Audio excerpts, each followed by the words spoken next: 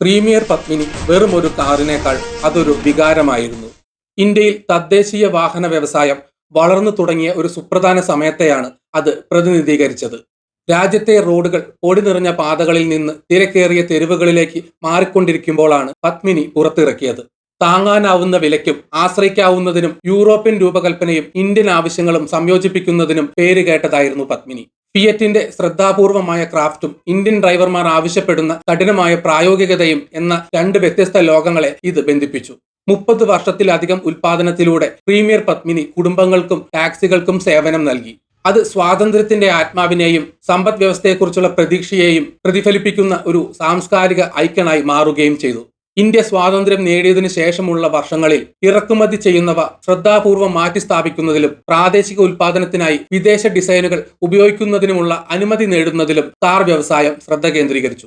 1900 മധ്യത്തിൽ ആരംഭിച്ച premier automobiles limited അറിയപ്പെടുന്ന ഫിയറ്റ് 1100 ഒരു പതിപ്പ് നിർമ്മിക്കാനുള്ള അവകാശം നേടി. ആഗോള സാങ്കേതിക മാനദണ്ഡങ്ങൾ പാലിച്ചുകൊണ്ട് പ്രാദേശിക ഉൽപാദന കഴിവുകൾ വികസിപ്പിക്കുന്നതിനുള്ള ഒരു വലിയ പദ്ധതിയുടെ ഭാഗമായിരുന്നു ഈ തീരുമാനം. ഡിസൈൻ പ്ലാനുകൾ മാത്രമല്ല, ഉൽപാദന രീതികളും പങ്കിടുന്നതിൽ ലൈസൻസിംഗ് കരാർ നിർണായകമായിരുന്നു. പ്രാദേശിക ഡ്രൈവിംഗ് സാഹചര്യങ്ങൾക്കും ഉപഭോക്താക്കൾ ആഗ്രഹിക്കുന്ന കാര്യങ്ങൾക്കും അനുയോജ്യമായ രീതിയിൽ വിജയകരമായ ഒരു യൂറോപ്യൻ ഡിസൈൻ പരിഷ്കരിക്കാനുള്ള അവസരം പ്രീമിയർ തിരിച്ചറിഞ്ഞു. പല കുടുംബങ്ങൾക്കും ഒരു കാർ വാങ്ങാൻ കഴിയാത്ത ഒരു സമയത്ത് ന്യായമായ വില, മികച്ച പ്രകടനം, എളുപ്പത്തിലുള്ള അറ്റകുറ്റപ്പണികൾ എന്നിവ കാരണം പത്മിനി വേറിട്ടു നിന്നു. ഇടുങ്ങിയ തെരുവുകളും കനത്ത ഗതാഗതവുമുള്ള തിരക്കേറിയ നഗരപ്രദേശങ്ങൾക്കായി ഇത് രൂപകൽപ്പന ചെയ്തതാണ്. ഇത് ഇന്ത്യൻ നഗരങ്ങൾ വേഗത്തിൽ മാറുന്നതിനനുസരിച്ച് ജനപ്രിയമായി തുടരാൻ സഹായിച്ചു. ഡിസൈൻ കാഴ്ചപ്പാടിൽ പ്രീമിയർ പത്മിനി ലളിതമായ ചാരുതയും പ്രായോഗികതയും ഉൾക്കൊള്ളുന്നു.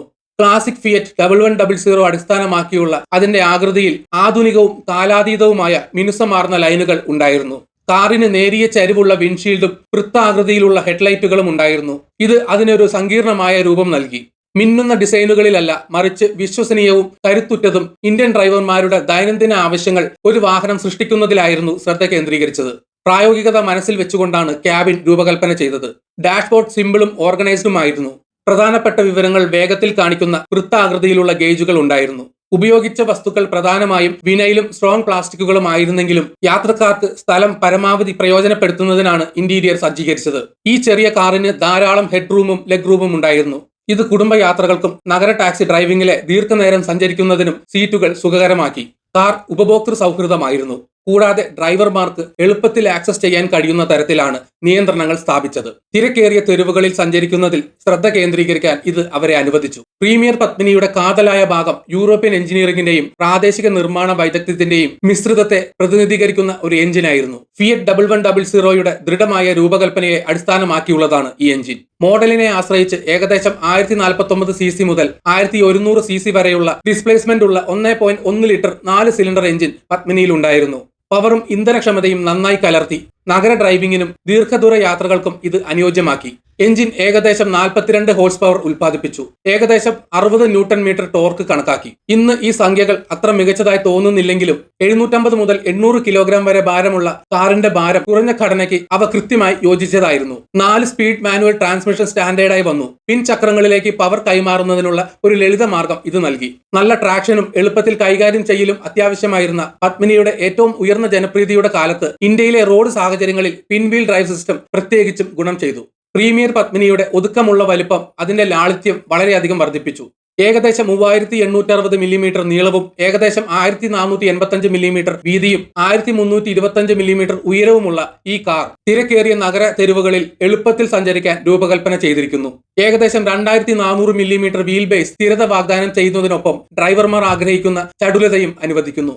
ഇന്ധനക്ഷമത മനസ്സിൽ വെച്ചുകൊണ്ട് രൂപകൽപ്പന ചെയ്ത പത്മിനി അതിന്റെ മികച്ച ഇന്ധനക്ഷമതയ്ക്ക് പേരുകേട്ടതായിരുന്നു. ഇന്ധനം ചെലവേറിയതും കണ്ടെത്താൻ പ്രയാസമുള്ളതുമായ ഒരു സമയത്ത് ഇത് നിർണായകമായിരുന്നു. മെക്കാനിക്കൽ സങ്കീർണത കുറയ്ക്കുന്നതിനും പരിപാലന ചെലവ് കുറയ്ക്കുന്നതിനും ദീർഘായുസ്സിനും കാരണമാകുന്നതിനും ഇതിന്റെ രൂപകൽപ്പന ലക്ഷ്യമിടുന്നു. ഈ കാര്യക്ഷമതയും ലാളിത്യവുമാണ് ടാക്സി ഡ്രൈവർമാർക്കും കുടുംബങ്ങൾക്കുമിടയിൽ ഇത് ജനപ്രിയമാകാനുള്ള പ്രധാന കാരണങ്ങൾ. ഉയർന്ന പ്രകടനത്തെക്കാൾ ഈട് നിൽക്കുന്നതിനും താങ്ങാനാവുന്ന വിലയ്ക്കും മുൻഗണന നൽകുന്ന ഒരു വിപണിയുടെ ആവശ്യങ്ങൾ നിറവേറ്റുന്നതിനാണ് പത്മിനിയുടെ എല്ലാ സാങ്കേതിക വശങ്ങളും ശ്രദ്ധാപൂർവം രൂപകൽപ്പന ചെയ്തിരിക്കുന്നത്.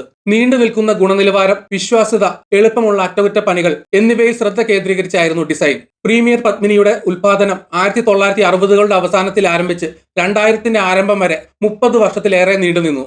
അതിന്റെ നിലനിൽക്കുന്ന ജനപ്രീതി പ്രകടമാക്കി. ഈ കാലയളവിൽ പത്മിനിയെ പ്രശസ്തമാക്കിയ ലാളിത്യം നിലനിർത്തിക്കൊണ്ട് മാറിക്കൊണ്ടിരിക്കുന്ന ഉപഭോക്തൃ ആവശ്യങ്ങൾ നിറവേറ്റുന്നതിനായി ക്രമേണ അപ്ഡേറ്റുകൾ ലഭിച്ചു.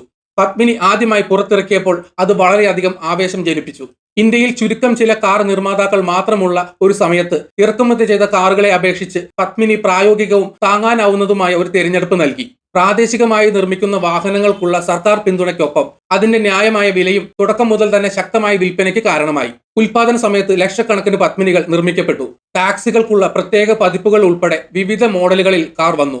മുംബൈ പോലുള്ള വലിയ നഗരങ്ങളിൽ ഈ ടാക്സി മോഡലുകൾ ഒരു സാധാരണ കാഴ്ചയായി മാറി. നാട്ടുകാർക്കിടയിൽ അമുൽ ടൂറിസ്റ്റ് എന്ന വിളിപ്പേര് നേടി. വർഷങ്ങളായി ഉൽപ്പാദിപ്പിക്കുന്ന കാറുകളുടെ എണ്ണം കൃത്യമായി മാറിയെങ്കിലും ഇന്ത്യൻ റോഡുകളിൽ പത്മിനിയെ വിശ്വസനീയമായ ഒരു വാഹനമായി സ്ഥാപിക്കാൻ ആകെ ഉൽപാദനം പര്യാപ്തമായിരുന്നു. വളർന്നു വരുന്ന മധ്യവർഗത്തിന് താങ്ങാനാവുന്ന വിലയിൽ പത്മിനി നിർമ്മിച്ചു. വാങ്ങാൻ വില കുറഞ്ഞത് മാത്രമല്ല, ഇന്ധനത്തിൽ പണം ലാഭിക്കുകയും മെയിൻ്റനൻസ് കോസ്റ്റ് കുറയ്ക്കുകയും ചെയ്തു. ഈ കുറഞ്ഞ ചെലവ് പേഴ്സണൽ യൂസിന് വാങ്ങുന്നവർ മുതൽ ടാക്സി കമ്പനികൾ വരെയുള്ള വിവിധ ഉപഭോക്താക്കൾക്കിടയിൽ ഇതിനെ ജനപ്രിയമാക്കി. ഇതിന്റെ ലളിതമായ മെക്കാനിക്സുകളും ശക്തമായ നിർമ്മാണവും ഇന്ത്യയിലുടനീളമുള്ള ഡ്രൈവിംഗ് സാഹചര്യങ്ങൾക്ക് അനുയോജ്യമാക്കി. കാറിന്റെ ചെറിയ വലിപ്പവും സ്ഥലത്തിന്റെ സമർത്ഥമായ ഉപയോഗവും നഗരങ്ങളിലും ഗ്രാമപ്രദേശങ്ങളിലും മികച്ച പെർഫോമൻസ് കാഴ്ചവെക്കാൻ ഇതിന് സാധിച്ചു. വർഷങ്ങളോളം ഇത് ഇത്രയധികം ജനപ്രിയമായി തുടരുന്നതിൽ ഈ പൊരുത്തപ്പെടുത്തൽ ഒരു വലിയ പങ്ക് വഹിച്ചു. ആളുകൾ ഇഷ്ടപ്പെടുന്ന ഗുണങ്ങൾ നിലനിർത്തിക്കൊണ്ട് പ്രീമിയർ പത്മിനിയുടെ ചരിത്രം വിപണിയുമായി എങ്ങനെ മാറിയെന്ന് കാണിക്കുന്നു. വലിയ നഗരങ്ങളിലെ ടാക്സി ഫ്ലീറ്റുകളിൽ അതിന്റെ സാന്നിധ്യം അതിന്റെ വിശ്വാസ്യതയും കാര്യക്ഷമതയും എടുത്തു കാണിക്കുന്നു. ഒരു വിജയകരമായ കാർ എന്നതിലുപരി ഇന്ത്യയിലെ മാറിക്കൊണ്ടിരിക്കുന്ന കാലഘട്ടത്തിന്റെ പ്രതീകമായി പ്രീമിയർ പത്മിനി മാറി. ആധുനികതയുടെ തുടക്കത്തെയും ദൈനംദിന ജീവിതത്തിലെ പുരോഗതിയെയും ഇത് പ്രതിനിധീകരിക്കുന്നു. ഇന്ത്യൻ സിനിമകളിലും പത്മിനി ഒരു താരമായി മാറി. അതിന്റെ അതുല്യമായ പെട്ടെന്ന് ഐഡന്റിഫൈ ചെയ്യുന്ന ഡിസൈൻ നിരവധി സിനിമകളിലും TV ഷോകളിലും പ്രത്യക്ഷപ്പെട്ടു. അത് കാഴ്ചക്കാർക്കിടയിൽ ഒരു ഗൃഹാതുരത്വം അനുഭവപ്പെട്ടു. പത്മിനി ടാക്സിയെ പോലെ നഗരജീവിതത്തിൽ ശാശ്വതമായ സ്വാധീനം ചെലുത്തിയ വാഹനങ്ങൾ തന്നെ ചുരുക്കമാണ്. മുംബൈ പോലുള്ള സ്ഥലങ്ങളിൽ ഈ മഞ്ഞ ക്യാബുകൾ ചുറ്റിക്കറങ്ങാനുള്ള ഒരു മാർഗം മാത്രമല്ലായിരുന്നു, അവ ഒരു സാംസ്കാരിക ചിഹ്നമായി മാറി. നിർമ്മാണം നിർത്തിയതിനു ശേഷവും പ്രീമിയർ പത്മിനിക്ക് കാർ പ്രേമികൾക്കിടയിൽ ഇപ്പോഴും വിശ്വസ്തരായ ഒരു ആരാധക വൃന്ദമുണ്ട്. പത്മിനിയെ കേന്ദ്രീകരിച്ചുള്ള പുനരുദ്ധാരണ പദ്ധതികളും ക്ലാസിക് കാർ പരിപാടികളും ഇന്ത്യയിലുടനീളം ഉയർന്നു വന്നിട്ടുണ്ട്. ആളുകൾ ഇപ്പോഴും ഈ കാറിനെ എത്രമാത്രം സ്നേഹിക്കുന്നുവെന്ന് ഇത് കാണിക്കുന്നു.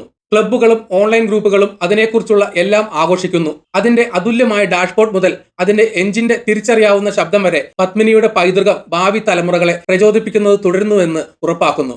വ്യവസായത്തിൽ സ്വാതന്ത്ര്യം ലക്ഷ്യമിടുന്ന ഒരു യുവരാഷ്ട്രത്തിന്റെ സ്വപ്നങ്ങളെയും പത്മിനി പ്രതീകപ്പെടുത്തുന്നു. പ്രാദേശികമായി കാര്യങ്ങൾ നിർമ്മിക്കുന്നത് ദേശീയ അഭിമാനത്തിന്റെ ഉറവിടമായിരുന്ന ഇന്ത്യയുടെ സാമ്പത്തിക വളർച്ചയുടെ കഥയുമായി അതിന്റെ വിജയം ബന്ധപ്പെട്ടിരിക്കുന്നു. പലർക്കും നിരത്തിലിറങ്ങുന്ന ഓരോ പുതിയ കാറും പുരോഗതിയെ പ്രതിനിധീകരിക്കുന്ന ഒരു കാലഘട്ടത്തിന്റെ പ്രതീക്ഷയുടെ ഓർമ്മപ്പെടുത്തലായി പത്മിനി പ്രവർത്തിക്കുന്നു. വിവിധ സാംസ്കാരിക സ്വാധീനങ്ങളിലൂടെ പ്രീമിയർ പത്മിനി വെറും ഒരു കാറിനേക്കാൾ കൂടുതലായി മാറി.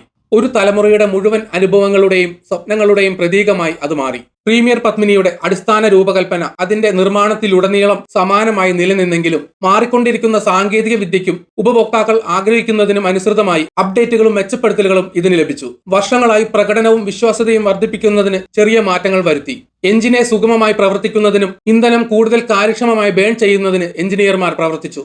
വ്യത്യസ്ത തരം റോഡുകൾ മികച്ച രീതിയിൽ കൈകാര്യം ചെയ്യുന്നതിനായി സസ്പെൻഷനിലും സ്റ്റിയറിംഗിലും ചെറിയ മാറ്റങ്ങൾ പോലും അവതരിപ്പിച്ചു.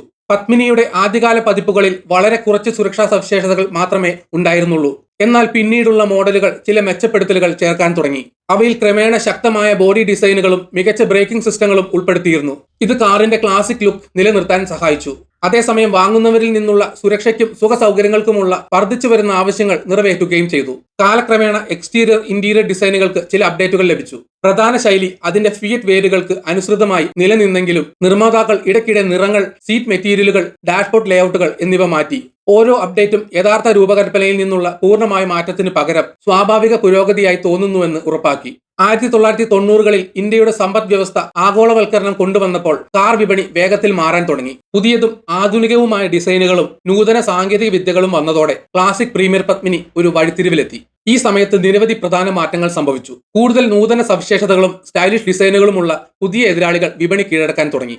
ലാളിത്യത്തിനും വിശ്വാസ്യതയ്ക്കും പത്മിനി പ്രിയപ്പെട്ടതായിരുന്നെങ്കിലും കൂടുതൽ ശക്തി, മികച്ച സുരക്ഷ, ആധുനിക സൗകര്യങ്ങൾ എന്നിവ വാഗ്ദാനം ചെയ്യുന്ന കാറുകൾ വാങ്ങുന്നവർ ഇഷ്ടപ്പെടുന്നു.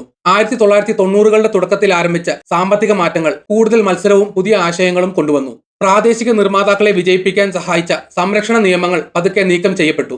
ഇത് കൂടുതൽ ആഗോള കാർ വിപണിയിലേക്ക് നയിച്ചു. ഈ മാറ്റം നിരവധി പോസിറ്റീവ് ഇഫക്റ്റുകൾ ഉണ്ടാക്കിയെങ്കിലും പത്മിനിയുടെ പ്രശസ്തമായ രൂപകൽപ്പന ഉപഭോക്താക്കളുടെ വേഗത്തിൽ മാറിക്കൊണ്ടിരിക്കുന്ന മുൻഗണനകളുമായി പൊരുത്തപ്പെടേണ്ടതുണ്ടായിരുന്നു. പ്രീമിയർ പത്മിനി വർഷങ്ങളായി വളരെ ജനപ്രിയമായിരുന്നെങ്കിലും 2000ന്റെ തുടക്കത്തിൽ അതിന്റെ ഉൽപാദനം അവസാനിപ്പിച്ചു. വിവിധ വിപണി പ്രവണതകൾ, പുതിയ നിയന്ത്രണങ്ങൾ, കാർ നിർമ്മാതാക്കൾ പുതിയതും കൂടുതൽ കാര്യക്ഷമവുമായ സാങ്കേതിക വിദ്യകളിൽ ശ്രദ്ധ കേന്ദ്രീകരിക്കേണ്ടതിന്റെ ആവശ്യകത എന്നിവ ഈ മോഡലിന്റെ നിർമ്മാണം നിർത്താനുള്ള തീരുമാനത്തെ സ്വാധീനിച്ചു. അതിന്റെ ഉൽപാദനം അവസാനിച്ചത് ഒരു കാറിന്റെ അവസാനത്തെ അടയാളപ്പെടുത്തുക മാത്രമല്ല, ഇന്ത്യയുടെ വ്യാവസായിക കഥയിലെ ഒരു പ്രധാന അധ്യായം കൂടിയാണ്. ഇക്കാലത്ത് വിന്റേജ് കാർ ഷോകളും പ്രത്യേക ക്ലബ്ബുകളും എഞ്ചിൻ സജ്ജീകരണം മുതൽ ക്ലാസിക് ഡാഷ്ബോർഡ് ഡിസൈൻ വരെയുള്ള എല്ലാ യഥാർത്ഥ സവിശേഷതകളും ശ്രദ്ധാപൂർവം പരിപാലിക്കുന്ന ഉടമകളെയും ആരാധകരെയും ഒരുമിച്ച് ചേർത്തു. ഈ മാറ്റത്തിന്റെ സമയം സമൂഹത്തിന്റെ സ്വാഭാവിക പുരോഗതിയെയും വർഷങ്ങളായി ഒരു രാജ്യത്തിന്റെ സ്വപ്നങ്ങളെയും അഭിലാഷങ്ങളെയും പ്രതിനിധീകരിക്കുന്ന ഒരു പ്രിയപ്പെട്ട ചിഹ്നത്തോട് വിട പറയുന്നതിന്റെ കൈപ്പേറിയ മധുരമുള്ള വികാരത്തെയും എടുത്തു കാണിക്കുന്നു. പ്രീമിയർ പത്മിനിയുടെ കഥ ആകർഷകവും സങ്കീർണവുമാണ്. സൃഷ്ടിപരമായ രൂപകൽപ്പന, ശക്തമായ വ്യാവസായിക ലക്ഷ്യങ്ങൾ, ഗണ്യമായ സാംസ്കാരിക പ്രാധാന്യം എന്നിവ സംയോജിപ്പിച്ചിരിക്കുന്നു. ഇന്ത്യൻ സർഗാത്മകതയും യൂറോപ്യൻ എഞ്ചിനീയറിംഗും തമ്മിലുള്ള പ്രത്യേക സഹകരണത്തിൽ നിന്നാണ് ഇത് പിറന്നത്. വെറും ഒരു വാഹനം എന്നതിലുപരി ആധുനിക ജീവിതത്തിലേക്കുള്ള യാത്രയിൽ പത്മിനി ഒരു വിശ്വസനീയ പങ്കാളിയായി മാറി. ചെറിയ 1.1 ലിറ്റർ എഞ്ചിൻ, പരിമിതമായ പവർ, ഒതുക്കമുള്ള വലിപ്പം എന്നിവയാൽ ഇന്ത്യയിലെ തിരക്കേറിയതും ഇടുങ്ങിയതുമായ തെരുവുകളിലൂടെ സഞ്ചരിക്കാൻ ഇത് അനുയോജ്യമായിരുന്നു. ഇന്ത്യയിലെ വികസിച്ചുകൊണ്ടിരിക്കുന്ന മധ്യവർഗത്തിന്റെ പ്രായോഗിക ആവശ്യങ്ങൾ നിറവേറ്റുക മാത്രമല്ല, മാറ്റത്തിന് വിധേയമാകുന്ന ഒരു രാജ്യത്തിന്റെ ഭാവനയെ പിടിച്ചെടുക്കുകയും ചെയ്തു. ഇത് ദൈനംദിന ടാക്സിയായി ഉപയോഗിച്ചാലും സിനിമകളിൽ ഉൾപ്പെടുത്തിയാലും ക്ലാസിക് കാർ ആരാധകർ പുനഃസ്ഥാപിച്ചാലും ഇന്ത്യയുടെ ഓട്ടോമോട്ടീവ് ചരിത്രത്തിൽ അതിന്റെ സ്വാധീനം വ്യക്തമാണ്. രാജ്യം പുതിയ സാങ്കേതിക വിദ്യകളെയും ആഗോള മത്സരത്തെയും സ്വാഗതം ചെയ്തതിനു ശേഷം പത്മിനിയുടെ പൈതൃകം നിലനിൽക്കുന്നു. കാലഹരണപ്പെട്ട ഒരു വസ്തുവായിട്ടല്ല, മറിച്ച് ഓരോ കാറും പുരോഗതി, വിശ്വാസ്യത, ലളിതവും എന്നാൽ ആകർഷകവുമായ രൂപകൽപ്പന എന്നിവയെ പ്രതിനിധീകരിക്കുന്ന ഒരു യുഗത്തിന്റെ പ്രതീകമായിട്ടാണ് ഇത് ഓർമ്മിക്കപ്പെടുന്നത്. ക്ലാസിക് കാറുകളെ വിലമതിക്കുന്ന ആരാധകർ ഉള്ളിടത്തോളം കാലം അതിന്റെ ആത്മാവ് നിലനിൽക്കും. ഈ വീഡിയോ ഇവിടെ വെച്ച് നിർത്തുന്നു. നിങ്ങൾക്ക് വീഡിയോ ഇഷ്ടപ്പെട്ടെങ്കിൽ ലൈക്ക് ചെയ്യുക. ചാനൽ സബ്സ്ക്രൈബ് ചെയ്തിട്ടില്ലെങ്കിൽ സബ്സ്ക്രൈബ് ചെയ്യണം. നിങ്ങളുടെ വിലയേറിയ അഭിപ്രായങ്ങൾ കമന്റിൽ രേഖപ്പെടുത്തണം. നോട്ടിഫിക്കേഷൻ ബെൽ ബട്ടൺ അമർത്താൻ മറക്കരുത്. മറ്റൊരു വീഡിയോയുമായി വീണ്ടും കാണാം. ബൈ.